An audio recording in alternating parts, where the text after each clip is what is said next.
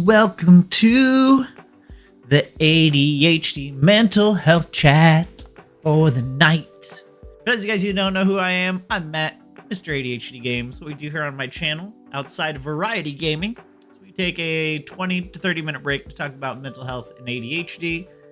We also do co-working during the day on weekdays. So, any of that sounds interesting, make sure you check us out live on Twitch. We're going to dive into what we're talking about tonight, which is ADHD and money.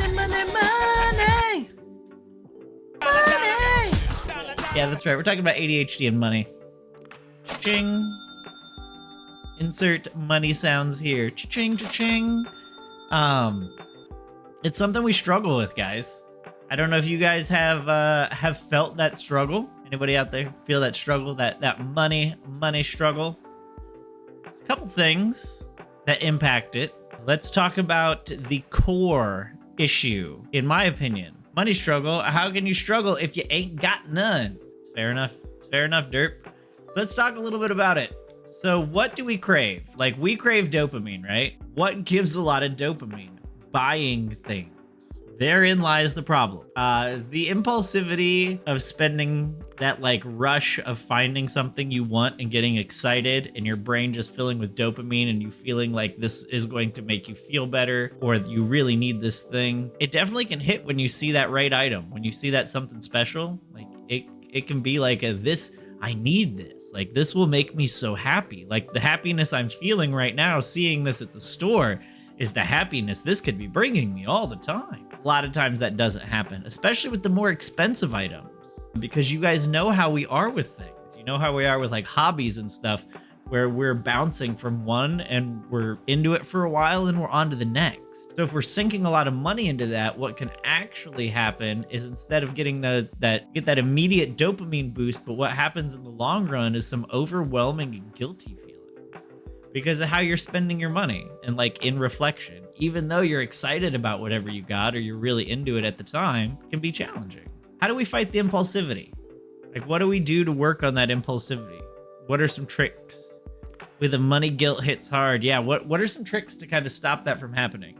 So the first thing I always tell people is remove convenience from spending.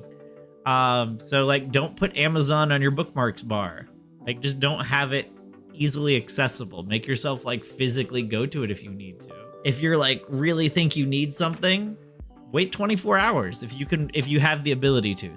Obviously some decision you can't, but wait 24 hours. A lot of times within 24 hours that initial dopamine hit that whatever it is has given you has kind of died off, and you can rationalize maybe not purchasing it. But on that day, believe me, it's hard to convince me of any reason I'm not going to want to do that. I usually do the wait and see if I still want it. Yeah, it's a really powerful one. When you get that boost, like that jetpack of dopamine when you see something and get excited about it, whew. Let's talk about the executive function struggles that come along with ADHD and money. So executive function is essentially like your planning and organization. So when that impacts your spending, that a lot of times will impact your ability to pay your bills on time and monitor and keep track of what your bills and spending are. So if you're not seeing it, but yeah, a lot of times keeping in mind what your finances and what your expenses and your budget and stuff are really, really challenging for us. So the things I always recommend is like budgeting apps, things that you can look at that kind of tell you how you're doing. Because sometimes getting all the way into your banking app is a lot of work. But if you have like a budgeting app or a way to kind of manage your finances in an app, it's really helpful. Because then you don't necessarily have to go into your banking app to see things. You can see kind of what you're spending in general for the month without having to do the extra step. Calibrating wants versus needs. So it's a challenge for us to sometimes clearly set the wants versus needs for ourselves. In your mind is hard because there's certain things that you're like, well, I need this. But the way I find it's easy to kind of do a needs versus wants thing is I have to write them down physically on a piece of paper. And so I'll write down the things that I need, like actually need, and things that I want.